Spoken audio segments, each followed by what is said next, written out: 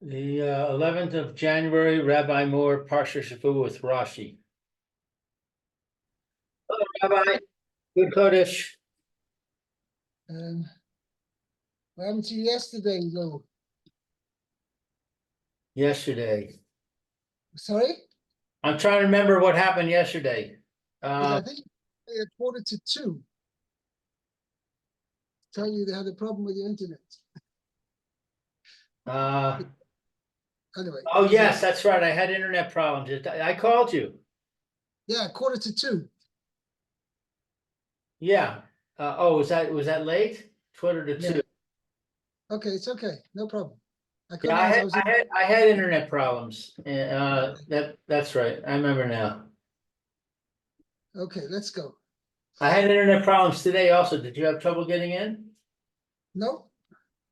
Okay, good. I guess I solved it before you tried to connect. Okay, very good. Excellent. All right, so where are we? We're on Pasuk 13. We did Pasuk 13. I did yesterday with Meir. Okay, let's go over Pasuk 13 because we didn't finish it. Okay, so let's Okay. go into So let's see. Pasuk 13. Vayeira Hashem el Moshe ve'el Aharon vayitzavim el bnei Yisrael ve'el Paro Melech Mitzrayim lehotzi es bnei Yisrael me Eretz Mitzrayim.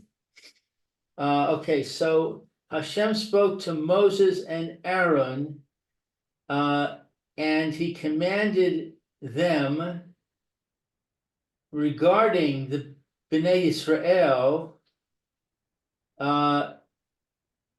and regarding Paro, the king of Egypt, to take out the children of Israel from the land of Egypt.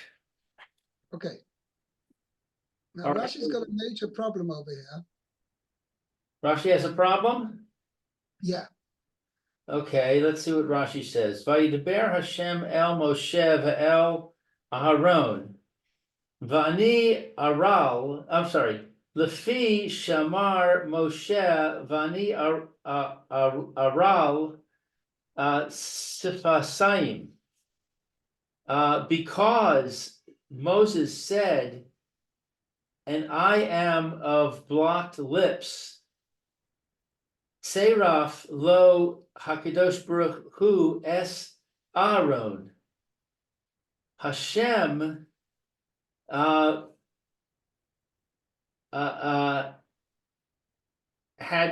Aaron join him.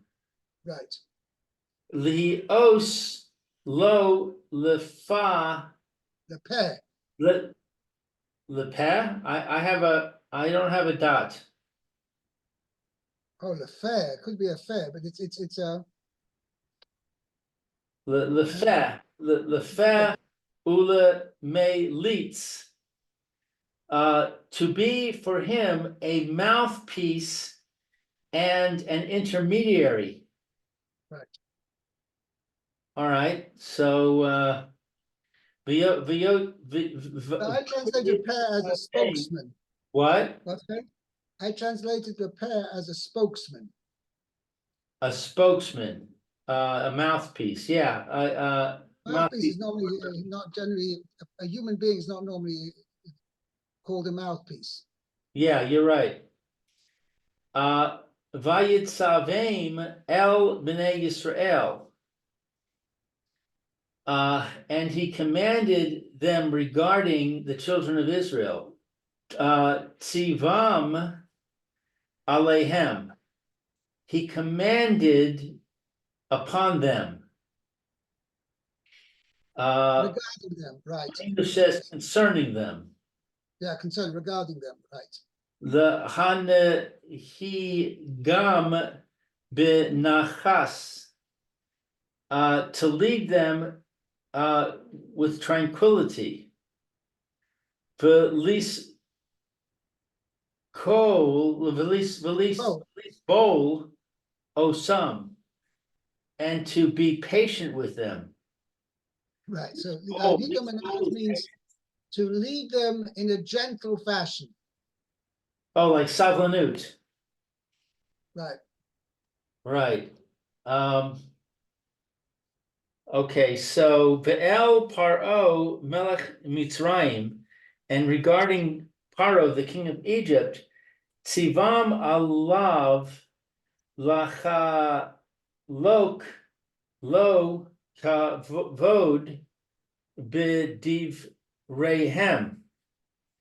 He commanded them concerning him, that is Paro, to give him honor with their words. Means not to speak to him in an honorable fashion. Even though they're going to tell him, you know, you're going to get punished for what you're doing, and you're going to get plagues, but speak to him in a as was befitting to speak to a king.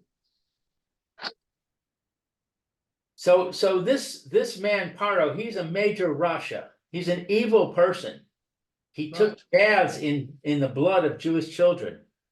So why are they treating him with honor? I thought there was a mitzvah to degrade such a person. There is, but Kosh Baruch Hu is telling him specifically, nevertheless, because HaKadosh Baruch Hu, this whole exercise, I mean, this whole process of the exodus from Egypt was in order to show HaKadosh Baruch Hu's total power over the entire world. So in a way, this is in order to show that HaKadosh Baruch Hu want to maximize his, how should we say, his making a mockery of Paro. So he didn't want to actually somewhat belittle him. He wanted to give him you know, he's a king. So let's give him the honor due to him as a king. But we'll see that even though he's a king, he's going to be like a pawn in my hand. That's what Kosh Baruch is going to say. So,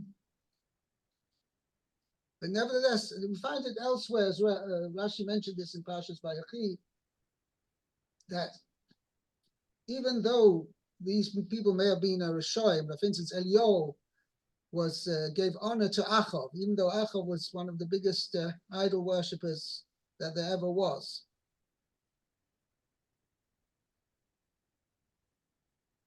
Yeah. It's a matter of giving honor to obviously within the correct parameters, okay? But Kosh Baruch Hu told him, give him honor.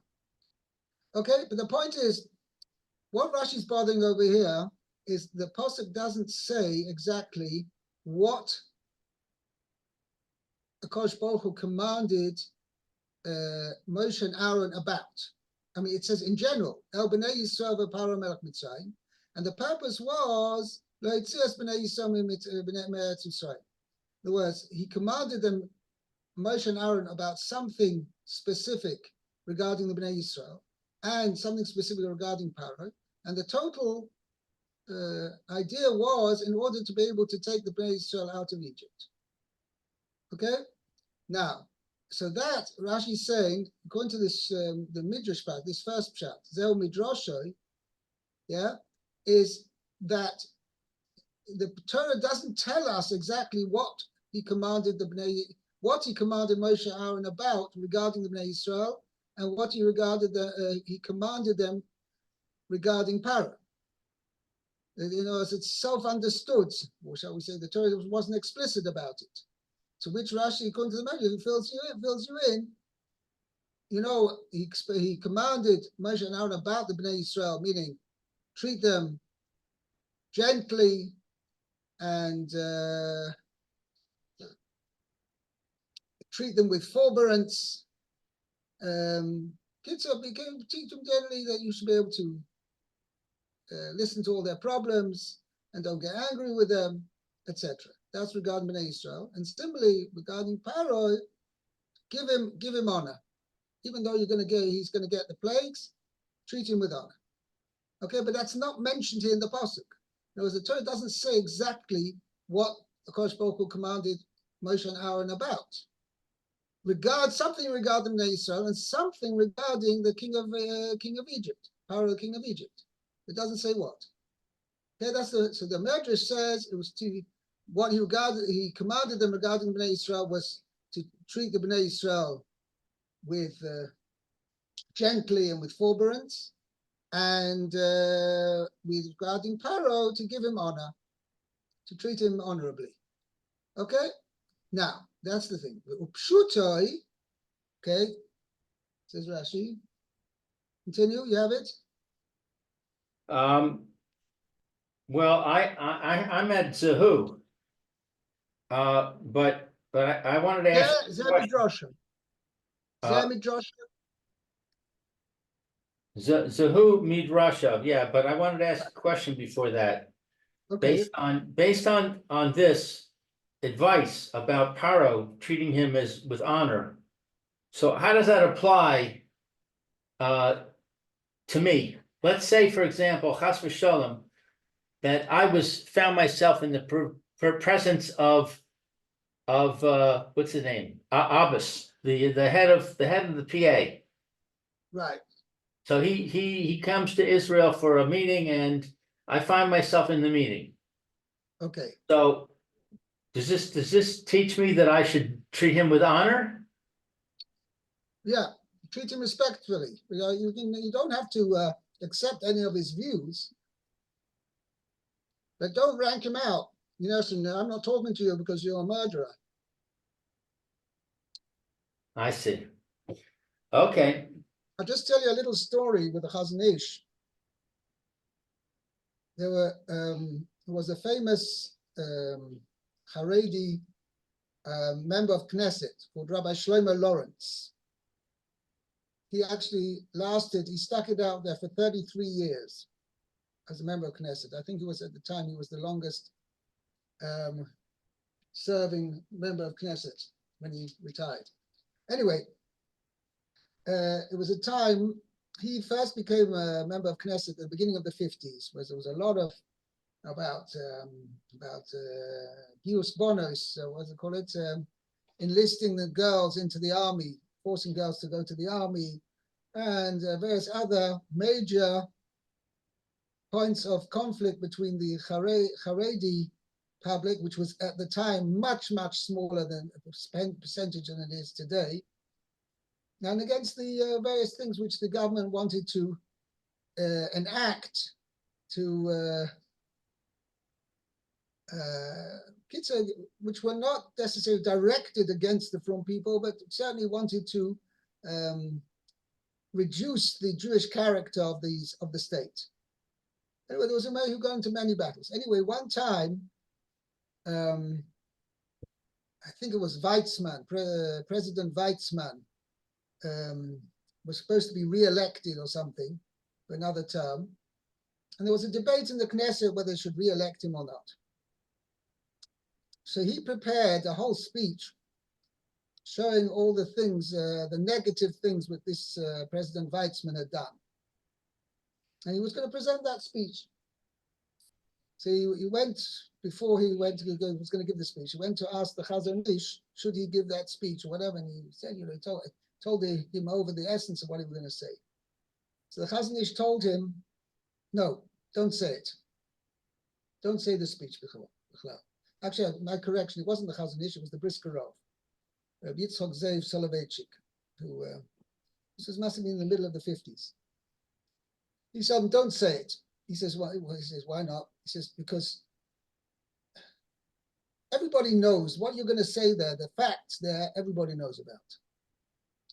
The fact you're going to say the speech is not going to have any effect whatsoever because he has a majority anyway in his favor that he's going to be re-elected as president. So what are you going to achieve by it?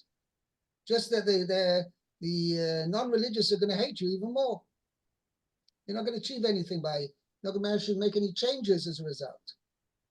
So the same thing is when, as I was saying in your example over here, if you would meet, what's his name?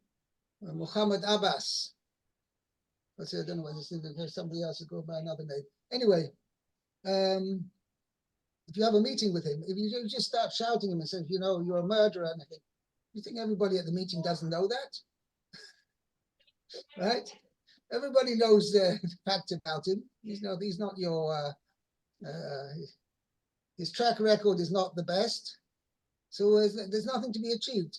Person always has to think about when he has to say something or converse with somebody or meet somebody and have a discussion with him. What can I achieve by what I say? It's the same thing over here when Kosh Baruch Hu told Moshe Rabbeinu, you'll achieve more by giving Paro honor than not. Even though he doesn't necessarily deserve the honor at all, but Kosh Baruch Hu is advising Moshe, go and speak to him and treat him respectfully. I mean, anyway, he's going to get smitten like nothing. Right? And the end result is going to come running to you and say, Moshe Rabbeinu, please, please leave. But in the meantime, you'll achieve more just by treating him with respect than not. Okay? Let's continue. All right, so the Peshuto, the simple meaning, Meir, we're on verse 13. We're doing the Rashi. We're in the middle of the Rashi. Oh, okay, thank you. 13. Tzivam al Devar Yisrael. He commanded them regarding the matter of Israel. Va'al shelichu so el paro. And with regard to his mission to Paro, udevar hatzivui mi mahu meforash befarasha sheniya. And the content of the command is stated in the following section. La'achar seder hayachas. Hayachas. After listing of the lineage of the tribes. Right. That means from Pasuk Yud Dalet, from Sheni till Shlishi.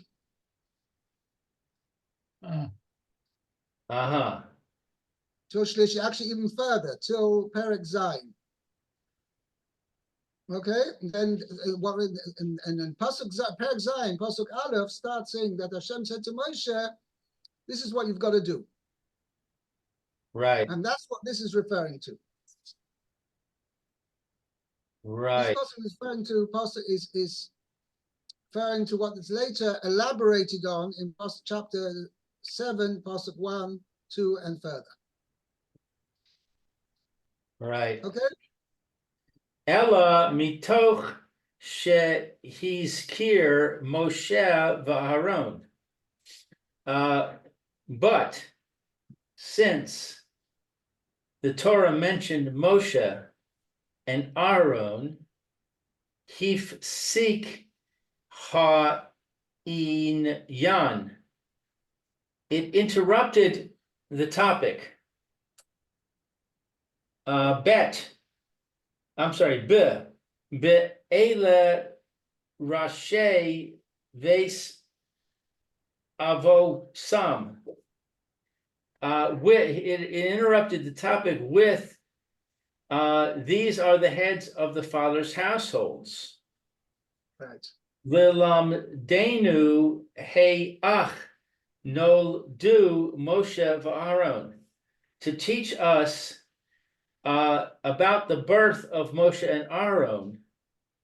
Uvami Nis Yachasu, and to whom they trace their ancestry. Right. Okay, so that's why it interrupts it. So basically, this pasuk Yud Gimel, there's like an interjection from Pasuk Yud Dalet till the end of the chapter, till Pasuk Lamed, and then the Torah carries on and tells us what Hashem said to Moshe, how he's supposed to go to Paro, and what he's supposed to say to Bnei Yisrael, and what he's supposed to say to Paro. Okay, which is that, and that's the what this Pasuk 13 is referring to. Right. Okay. Yep. Yeah. Okay, Pasuk Yud Dalet, Meir. Okay, Yudalid. Ela Rashi Beit Avotam, Bnei Ruvain, Bechor Yisrael, Chanoch Ufalu, Chetzron, Vikarmi, Ela Mishpachot Ruvain. Eile Mishpachos. Oh, Ela. Okay, so let's see. These are the heads of the house of their Ancestral house. fathers. Okay, the sons of Reuven, the Bechor, the firstborn, okay, of Yisrael. And you have Hanok and Palu, okay. Chetzron, Vicharmi, okay. Ella, these are the families of Reuven. Right. Okay, so Rashi says, Ela Rashi Beit Avotam. So these are the heads of the house of their fathers. Mitok she who's not who's kach liaches shivto shel Levi. Okay, mitok is what within? No. Matoka was required. Since it was required. Oh, required. Oh, okay. To lay out the lineage of the tribe of Levi. Okay. Ad Moshe v'Aaron, until Moshe and Aaron. Bishvil Moshe v'Aaron, because Moshe and Aaron. For the sake of Moshe and Aaron, to tell you who they were. Okay, he tchil liaches derech toldotam meruvain. Okay, so it started with their genealogy, right? Derech, in the way of by their order of birth. Okay, from Reuven. Okay, let's see. V'sichta Rabati. Raisi. Okay, Rabati Ra'iti. So that's the Pesikta Rabotai. Rabati means the great Pesikta. Oh, okay. I saw. Okay. Lefi she Kintros. No. Kintrom. Yaakov Avinu Lishlosha Shivatim Halalu Bishat Moto. So what? According since because okay. Yaakov. Where's the verb? Is that Kintrom? Kintrom means he chided them. Oh, he chided them. Okay. The three Lashosha, the three tribes at the time of his death. Right. Okay. Chazar Hakatu the Yihasam Kan Levadam. Yeah. Okay, so the Torah repeated I guess the lineage. Okay. Lomar shehashuvim haim. Let's see, to say Tell you that they that they're are important. right? Uh-huh. Meaning they had, so even though Yaakov Avinu chided them when he rebuked them before he died, doesn't mean to say that he didn't hold them in esteem. Ah, okay. Very good. Okay. All right, let's see, we're up to 15. Correct. Yeah. By the Uvenei, way, I have got a major question. I didn't really check in the Mephoshim, but why was it so necessary to delineate Moshe and Aaron's lineage, the pedigree? I mean, we know where they were born from. We know they were born from, certainly Moshe was born from somebody from the tribe of Levi. It says, Vayeira ish beis Levi, vayikach es bas Levi. We had in last week's Parsha, chapter Right. 2. Uh-huh. So we know Moshe is from Levi, and we know Aaron's his brother, because it says later in Parsha Shmois. We also had that already, that Leik Likras Moshe Amidbara. That's it. Yeah, Leik Likras Moshe. It actually doesn't say it. It says Hashem spoke to Aaron. It doesn't say who he was. It doesn't say that Moshe is his brother. That's true. I don't know. It's just interesting. Why all of a sudden over here? By the way, I forgot to tell you. You know who Moshe and Aaron are? They are from this is their lineage. It's a bit funny, no? We've already been discussing Moshe and Aaron for quite a bit. And all of a sudden the Torah tells you, oh, by the way, this Moshe and Aaron, you know who they are? They come from the tribe of Levi. It's why Dafka over here was it necessary? Okay, I don't know. Let's continue. Pasuk Lou. Pasuk 15. Bnei Shimon. Bnei Shimon, Yemuel,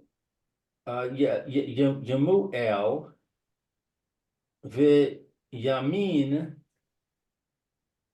Ohad, Yachin, Tzochar, Shaul ben Haknaanis, Ele Mishpachos Shimon. So, and the sons of Shimon,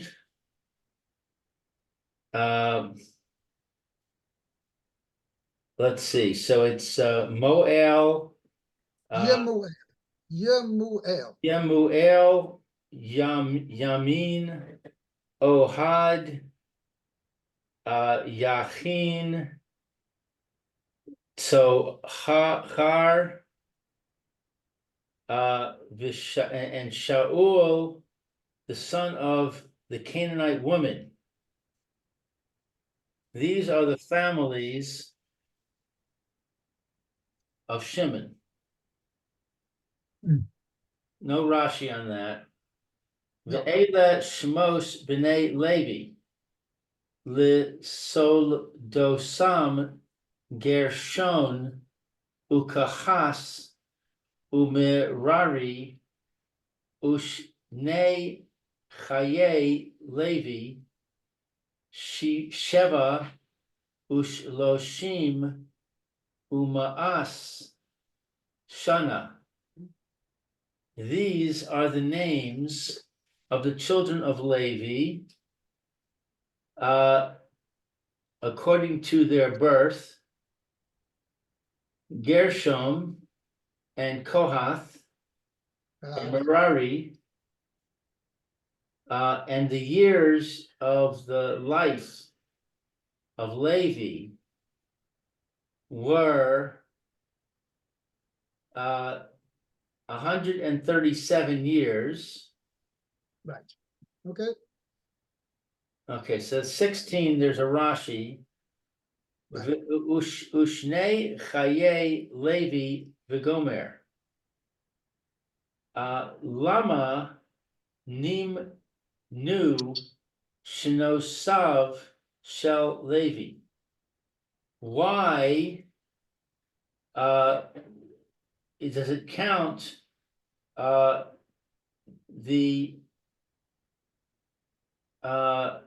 years of Levi? Lehodia kama yemei hashibud, to tell us or to make known to us how many days were the slavery.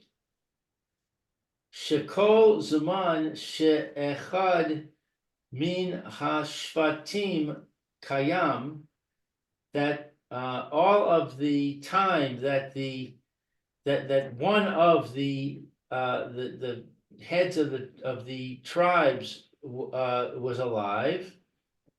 Lo haya shibud, there was no slavery. Shne'emar, as it says, Vayamas Yosef v'chol echav, and Yosef died and all of his brothers. Right. Joseph and all his brothers died. Right. Right. V'achar kach. Afterwards it says, Vayokom melech chadash. Then a new king arose. Mm. Okay. V'levi he'erich yamim al kulam, and Levi lived more days than all of them. Yeah. He lived the longest of all of them. If we want to make actually the cheshbon,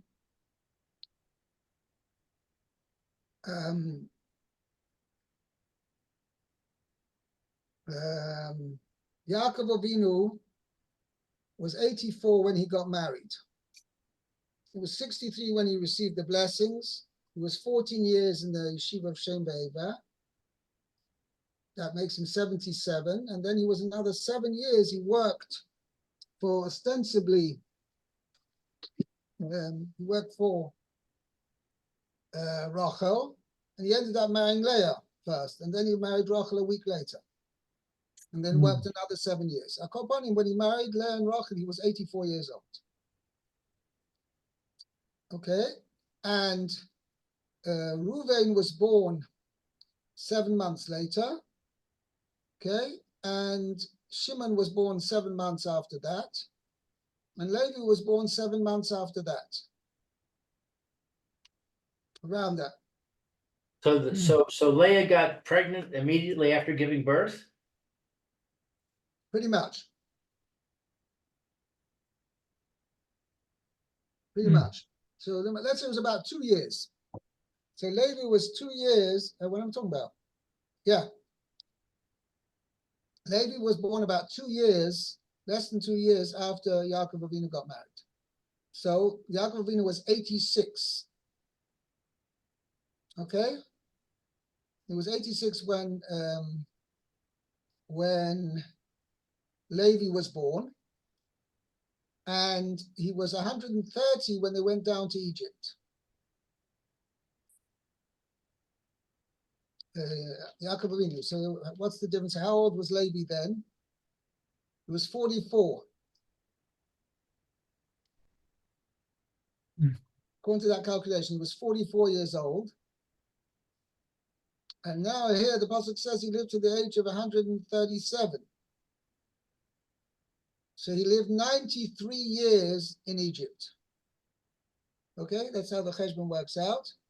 93 years. And subtract that from 210. That means they were slaves in Egypt for 117 years. That's how it works out. Okay? And what was it that happened 84 years before they left Egypt? 86, actually, 86 years. That's when the hard labor began. Is there a seminal event for that? Or just another number? Not really. I don't know. It says Miriam was born. That's why she was called Miriam.